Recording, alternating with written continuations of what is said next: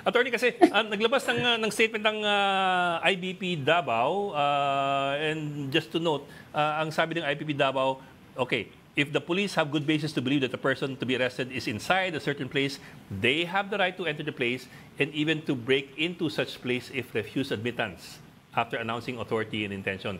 However, after conducting a search for the person or persons to be arrested within a reasonable period of time, the police do not have the authority to occupy the premises or exclude any lawful occupant thereof from free entry and egress therefrom. Sir, in layman's terms, ano yung sabihin nun? Oo. Nabasa ko rin po yung statement ng IBP Davao City Chapter. Tama naman po yung sinasabi nila.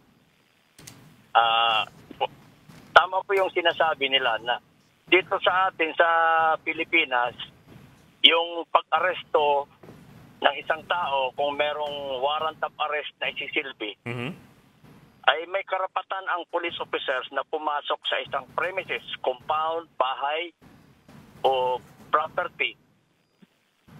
Kung meron silang reasonable ground to believe na nasa loob ng premises, ng compound, o ng property yung kanilang aarestuhin na tao. Ngayon po, base naman po sa nabasa ko sa balita, sinasabi ng police, meron silang reasonable ground to believe na nasa loob ng premises o compound yung kanilang aarestuhin. Gumamit nga daw po sila ng mga parang heartbeat special monitor equipment para yung paghanap ng buhay sa mga biktima ng lindol. Pero doon sila na-detect na heartbeat. So, para sa police, meron po silang reasonable ground to believe na nasa loob ng compound o ng premises yung kanilang gustong hulihin. So, may karapatan po yan sila sa Rule 113 ng Rules of Court. Yes, sir, 113. May karapatan po ang police na pumasok. Opo. Basta meron silang reasonable ground to believe. Tulad ng sitwasyon na ito, sinasabi ng police meron silang reasonable ground to believe na nasa loob yung kanilang gustong arestuhin na tao. Opo. Ano yung reasonable time kapag ganyan? Halimbawa, kasi medyo mahirap maghanap ng bunker, no? Napakalaki niyan, that's 30 hectares, maghahanap ka ng bunker. Ano kaya yung reasonable time? Wala namang specific, bahala na yung law enforcer, ganun ba yun? Ay, hindi naman po. Kung ano pong sinasabing reasonable time, depende din po yan kung gaano kalaki yung pinapasok nila na premises. Kung halimbawa, condominium unit lang yan na 100 square meters lang, siguro, wala nga sigurong 15 minutes, matatapos na nilang halugugin yung buo. Di po ba?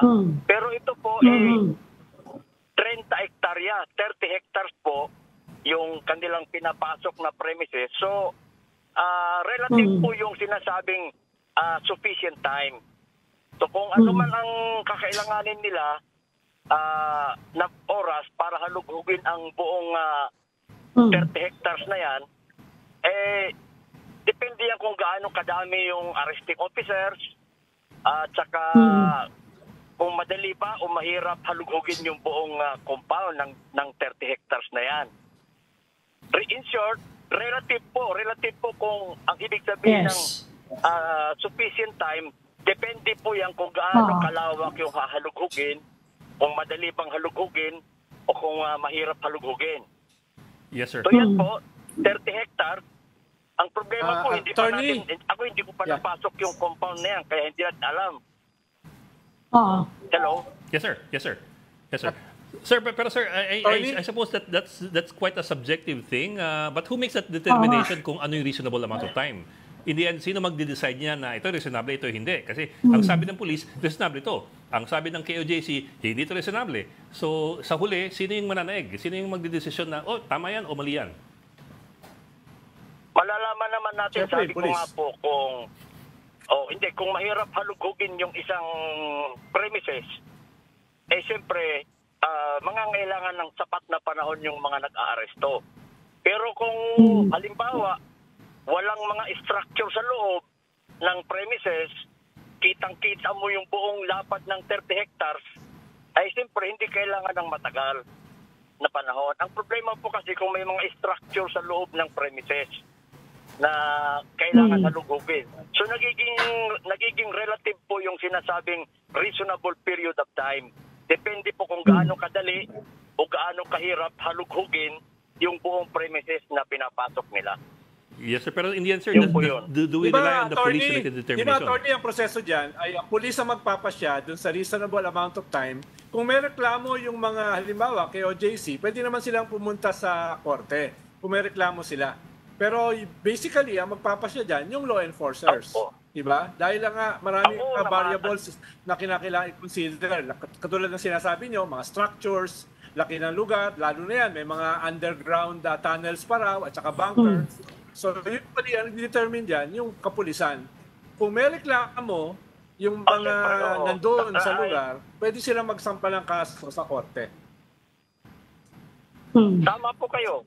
Tama po kayo. Kung sa tingin nila unreasonable na ang ginagawa ng mga pulis, meron naman silang karapatan magreklamo sa husgado. Kaya nga po, depende talaga kung gaano kalawak, gaano kahirap yung premises na pinapasok. Yun ang magdedetermina ng tinatawag na reasonable time to conduct the search. Opo. Attorney, mahirap naman agad sabihin na mahirap naman po agad sabihin na abusado yung ano. Opo. Yes, sir. Attorney, nung isang gabi kasi, pinapakinggan ko yung rally. At yung mga speaker, inulit na naman yung sinabi nung abogado ni Kibuloy dito sa StoryCon dati. Ang sabi niya ay hindi pa naman fugitive si Kibuloy dahil hindi pa daw tapos yung kaso sa DOJ. Inulit nila yon. Ang sabi naman ng ibang mga abogado na mas learned sa amin ni Ed Lingao ay tapos na yung kaso sa korte. Iba yung sa korte, iba yung sa DOJ. Kaya pwede na siyang tawaging fugitive. At meron na daw jurisprudence sa Supreme Court para siya ay tawaging fugitive. Ano pa ang tingin nyo from your vantage point, attorney, tungkol dyan sa debate na yan, na dapat ay wala pa raw warrant, dapat ay hindi pa daw fugitive ang trato kay Kibuloy. Paano inulit yan nung isang gabi sa rally dyan, sa harap ng KOJC? May warrant na nga. Mahirap po pangunahan ng husgado.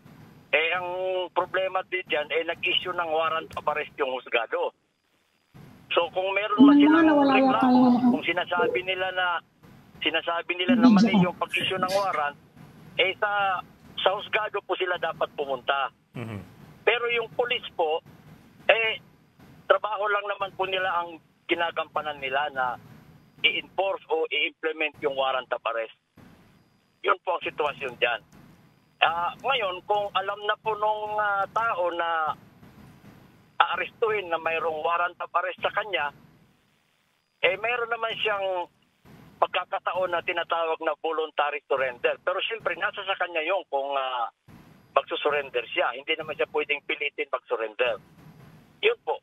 Ngayon, yung sinasabi na fugitive from justice, depende po yun kung talagang public knowledge na mayroong warrant of arrest yung tao. Alam na ng buong bansa, halimbawa na may warrant of arrest yung tao, tapos nagtatago siya, may mga sinasabi siya sa publiko na hindi siya magpapahuli, magkakaroon ng basihan ang pulis ngayon na sabihin na talagang nagtatago siya. Yun po ibig sabihin ng fugitive from justice, yung nagtatago.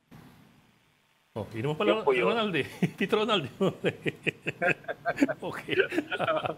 Pinapanood ko yung rally ng isang gabi, Ed, kaya naalala kita Ako na naman nakita mo. Ikaw talaga.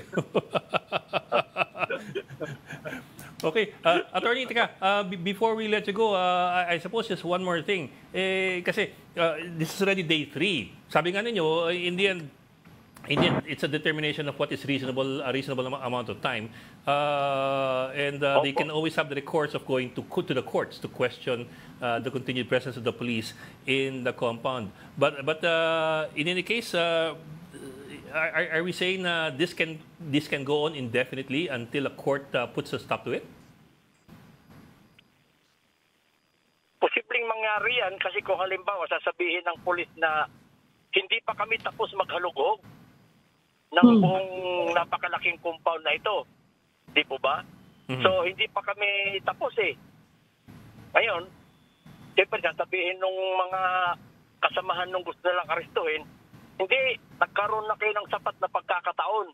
Oh, Diba? he said na. So, oo. So, pag umabot na sa ganung punto, yung mga kasamahan nung inaaresto, dumulog sila sa husgado para malaman kung sino yung nagsasabi ng totoo. Okay. Kasi relative talaga yung pag sinabing reasonable period. Ako po nagkaroon po ako ng kaso na 3 hektarya, Oh, 3 hectares. Pero buong araw ang hanggang kinabukasan bago natapos yung paghalubog. 3 hektarya lang po yun. Ito 30 hectares. times At 10. may mga structure sa loob. Opo. Kaya naiintindihan ko yung sinasabi ng mga kapulisan na hindi nila matatapos kaagad. Pero malalaman din naman natin kung sobra-sobra na ang panahon na binigay sa kanila. Malalaman din ng tao yan. But in the end, the determination is to be made by a court. That's what you're saying. Yes, oo. Depende talaga yan sa sitwasyon. Opo. Pero yung karapatan... Attorney, ng mga makaka-aggravate pulis na ba yan ng pumasok, kaso against Apollo Kibuloy? Kasi meron na siyang court cases eh. From your vantage point, makakasama ba itong nawawala siya, nagtatago? He knows there are at least 2 arrest warrants for him. Masama ba yan sa kaso niya? Depende po yan kung halimbawa talagang na-establish na alam na niya na mayroong warrant of arrest sa kanya, tapos ayaw niyang sumuko, kahit alam na niya, baka gamitin ng husgado yan laban sa kanya. Kasi yung voluntary surrender po, mitigating circumstance din po yun. Yes. Makakabawas sa ano. Pero kung hindi naman siya mapipilit na mag-surrender, nasa sa kanya din po yun. Okay. Okay. Okay. Ang ganda Pero ng usapan natin. makakasama sa kanyang kaso. Ano po? Ano po? Pero Makakasama makakasama daw sa sa kanyang kaso. Kung patuloy siyang magtatago. Magtatago. Lalo na kung alam niya na may warrant of arrest, siyempre, ang husgado, tinitingnan ng husgado yan eh. Kasi sa sistema natin, kung ang isang taong walang kasalanan, kung talagang haharap sa husgado, pagdating sa dulo, mapapatunayan din niya na wala siyang kasalanan eh. Yes. Yung po ang sistema ng batas natin. Ngayon, kung nagtatago yung isang tao, hindi matutuloy ang vista, hindi tuloy niya may establish na wala siyang kasalanan. Yun ang problema dyan. Okay. Maraming salamat, Attorney Antonio Pido, Pangulo at Chairman of the Board ng Integrated Bar of the Philippines.